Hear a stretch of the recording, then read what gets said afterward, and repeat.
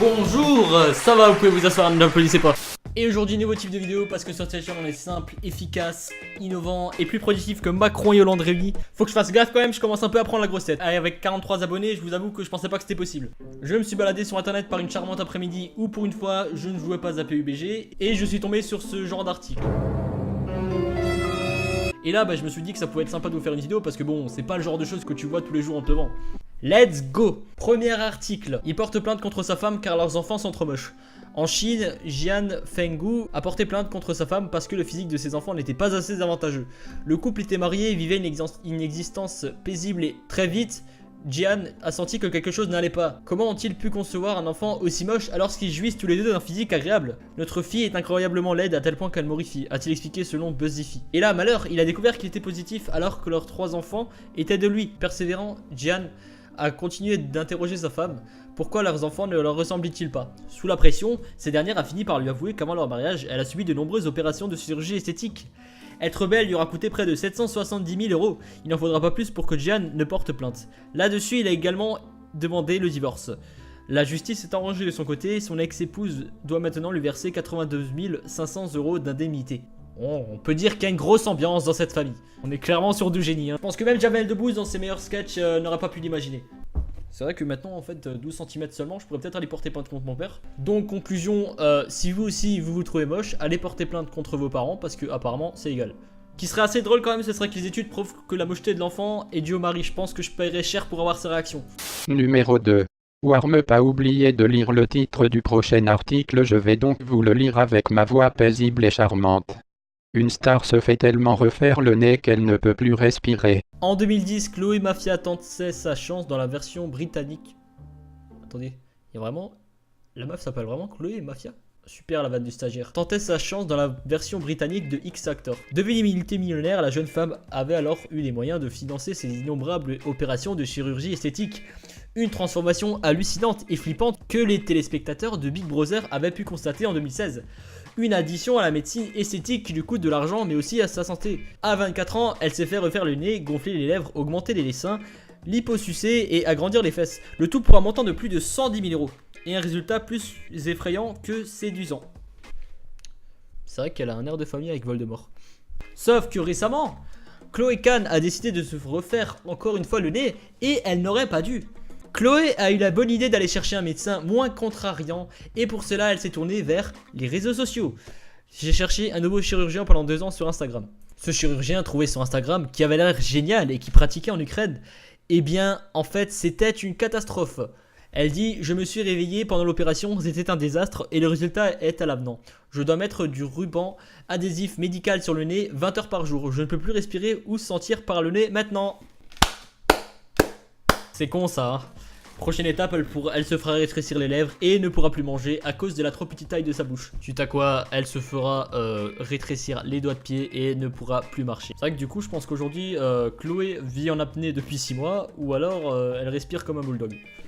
Suite de l'article, alors pour résoudre ce léger inconvénient, c'est vrai que pouvoir respirer en général c'est pas trop contraignant. Tu deviens seulement bleu ou alors tu tombes dans le coma ou au pire tu meurs seulement. Mais Chloé c'est pas grave, on peut imaginer qu'elle a déjà acheté du fond de teint pour cacher ce côté bleu qui nuirait bien évidemment à son physique. Et peut-être qu'elle s'est même acheté une tombe de luxe au cas où. Chloé repassera sur le billard en janvier prochain et demandera à quelqu'un d'autre de corriger ça. Elle devrait trouver son bonheur sur Snapchat sans problème. Et on apprécie l'humour du journaliste de Voici. Un homme incapable de payer sa note d'hôtel a fait le choix de s'enfuir par la fenêtre du 20e étage et de s'accrocher au câble téléphonique pour rejoindre l'immeuble d'en face. Il y a été accueilli par la police et a provoqué l'amusement des passants, qui ont été nombreux à le filmer. Tout ça pour ne pas payer sa chambre d'hôtel. On a du mal à s'imaginer comment le mec aurait pu suspendre un câble téléphonique, mais pourquoi pas, il finira peut-être dans le prochain Batman ou alors dans le Guinness des records, hein, qui sait. Il se fait prendre pour excès de vitesse et donne la pire excuse aux policiers. Alors que les policiers s'attendaient à entendre les habituelles excuses comme « Désolé, j'étais pressé, je n'ai pas fait attention » ou encore « Je devais me rendre à l'hôtel », l'Australien qui conduisait un pick-up a tout bonnement lancé aux policiers « Le vent m'a poussé ». Une excuse qui n'a pas franchement convaincu les policiers qui l'ont obligé à débourser 200 $ pour amende et lui ont fait perdre 2 points sur son permis de conduire. Il empaille son chat et le transforme en hélicoptère télécommande. Est-ce qu'on pourrait pas faire une remise de prix pour la connerie? TF1 présente la Trisomie Awards en partenariat avec Fleur de Sel, le nouveau parfum pour hommes. Bonsoir, bonsoir, bonsoir mes petites tarlouses. Bienvenue pour cette 42e cérémonie de la Trisomie Awards. Et la palme d'or de la connerie revient à Jean-Pierre Paclair pour avoir drogué ses enfants, confondu sa femme avec son chat, empaillé sa belle-mère et vendu ses excréments sur le bon coin. On applaudit. Bravo lui, il remporte un séjour d'1 an dans l'asile de son choix ainsi qu'une boîte de Dafalgan. L'artiste hollandais Bart Jansen a voulu rendre hommage à son chat Orville, décédé après avoir été écrasé par une voiture. L'homme aurait pu construire une sépulture originale pour cela, mais il a préféré empailler l'animal pour en faire un hélicoptère télécommandé. Des jours où j'ai vraiment envie de faire pareil avec ma mère. Une idée bien farfelue qui a fait beaucoup de bruit sur internet. Ah bah tu m'étonnes. Bart Jansen est passionné d'aviation. Il a d'ailleurs appelé son chat Orville en référence à l'aviateur Orville White. L'artiste est persuadé que son animal de compagnie préféré aurait aimé voler. Après une période de deuil, j'ai décidé de faire voler mon animal. Il aimait tant les oiseaux, j'espère qu'il va bientôt pouvoir revenir parmi eux, a-t-il commenté. Je parie qu'il va le revendre sur le bon coin et l'offrir à sa fille pour son anniversaire. Non mais c'est horrible. Alors chérie, t'es triste de plus voir ton chat? Surprise! Regarde-le, il revit, il vole. Bah chérie, peur pas, qu'est-ce qu'il y a? Pour ce faire, l'homme a greffé 4 hélices aux pattes écartelées du chat empaillé. Il a également implanté dans son corps un moteur et une batterie. Cette invention morbide a été renommée par son auteur l'Orville Copter. Elle fait désormais partie de la collection du Kunstvrije Art Festival d'Amsterdam. Ah, il a osé faire une vidéo en plus!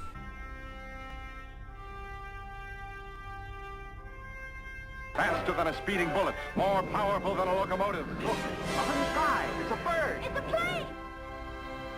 It is the Orvocopter. Mais Bart Jansen ne veut pas s'arrêter là. Il prévoit d'offrir à son défunt chat un moteur plus puissant pour son anniversaire. Celui-ci lui permettra de voler plus haut et plus longtemps. Je sais pas si je dois pleurer ou rire. Il survit en mangeant des mouches durant 2 semaines. Un jeune touriste allemand qui s'était perdu dans l'arrière-pays australien, une vaste région quasi inhabitée, a survécu 2 semaines en se nourrissant d'insectes. Ça a changé Koh-Lanta quand même. Un braqueur en cavale se fait arrêter alors qu'il faisait les soldes. Alors déjà, je pense que braqueur et solde, c'est 2 mots qui ne vont pas du tout ensemble. Pourquoi le mec irait faire des courses et dépenserait de l'argent s'il est braqueur? Comme quoi la crise c'est pour tout le monde les amis. Il commande un kit d'élargissement de pénis, il reçoit une loupe. Ah là là, mais quelle bande d'escrocs, c'est un très beau prank. Après j'avoue que 100 balles ça fait cher la loupe, hein, je suis d'accord. Pour le prix ils auraient au moins pu lui offrir un microscope. Mais vouloir agrandir son pénis en 2017 c'est surcoté. C'est le problème d'à peu près 90% des hommes. Attends, la plupart des gens ils vont chez leur médecin, c'est plus pour une grippe, hein, c'est pour ce genre de choses. Le voleur tue le poisson rouge pour ne pas laisser de témoins. Un couple de Chicago a eu la désagréable surprise de découvrir que leur maison avait été cambriolée pendant leur absence en février. Plus perturbant, leur poisson rouge avait été emprisonné. La police a finalement arrêté les cambrioleurs qui ont reconnu avoir tué le poisson rouge pour ne pas laisser de témoins de leurs méfaits. 3 adolescents de 15 à 17 ans ont été arrêtés ces derniers jours pour le cambriolage d'une maison de l'Illinois. Les enquêteurs avaient notamment été intrigués par le fait que le poisson rouge de la maison avait été empoisonné à coups de moutarde, ketchup et de sauce pimentée. Ça s'appelle un kebab, bande de fils de... Ça me rappelle la mort de mon poisson que j'avais tué en lui donnant du chocolat. J'aurais peut-être pas dû. Je lui avais même fait un enterrement et j'avais préparé un discours d'adieu. Ça m'a traumatisé. Oui, c'était il y a très longtemps. Ça doit faire au moins 2 jours. Tinder, son rendez-vous tourne à la catastrophe à cause d'un caca. La jeune fille s'est alors dirigée vers les toilettes pour la grosse commission. Manque de chance, elle n'est pas parvenue à faire partir avec la chasse ses excréments. Elle a donc opté pour la solution la moins rationnelle.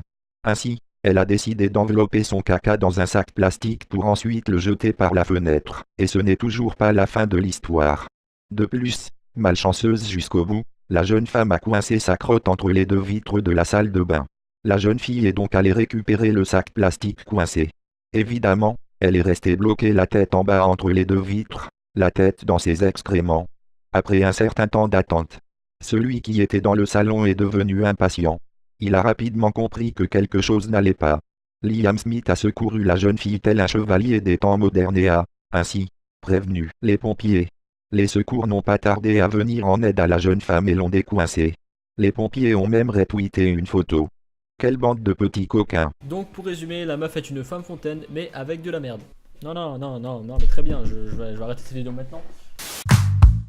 Un homme en slip fauché sur l'autoroute. Le piéton âgé de 17 à 22 ans est mort percuté par un automobiliste sur la 13 dimanche. Il n'était vêtu que d'un slip. Un jeune homme âgé de 17 à 22 ans est mort dimanche matin percuté par un automobiliste. Super, c'est exactement la même chose. Les faits se sont produits à hauteur de Flins-sur-Seine dans les Yvelines. Un appel à témoins a été lancé. Pour retrouver le slip évidemment. L'homme dont l'identité n'a pas encore été déterminée marchait sur la bande d'arrêt d'urgence d'après la police et les pompiers.